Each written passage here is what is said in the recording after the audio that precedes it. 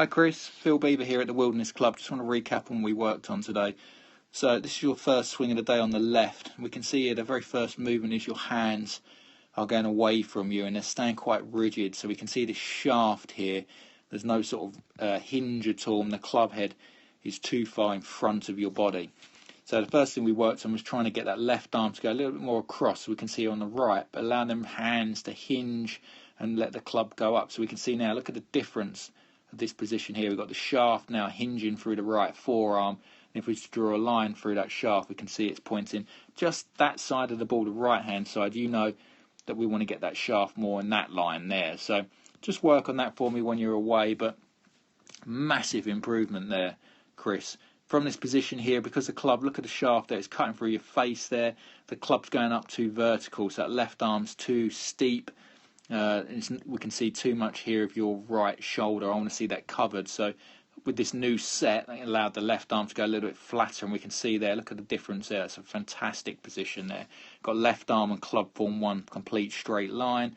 Left arm covers the right shoulder, and the right elbow is perfectly tucked and a little bit lower. So I'm really happy with that. Because the club is steep, this swing on the left, when you come down, unfortunately the club is going to come down steep like an axe again. And we can see here the shaft's cutting through your left forearm, where this new swing on the right, because you're in a great backswing, it's going to come through the right forearm. So it's going up and down in the same line. The swing on the right makes a big difference. And the difference between the two here is that this swing is going to be left and across the ball, putting like a little fade on it. And this swing here is now we're going to be attacking the ball a little bit more on the inside. So we can hit it both ways, Chris.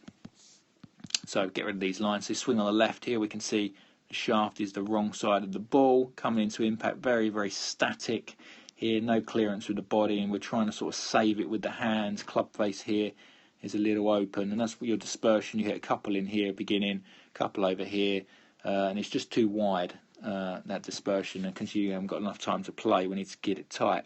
This position now on the right, we worked down in the last part of the lesson, we're just trying to feel like we release this club head. So we're trying to feel like we release the ball down the right-hand side. You can remember this stick's there.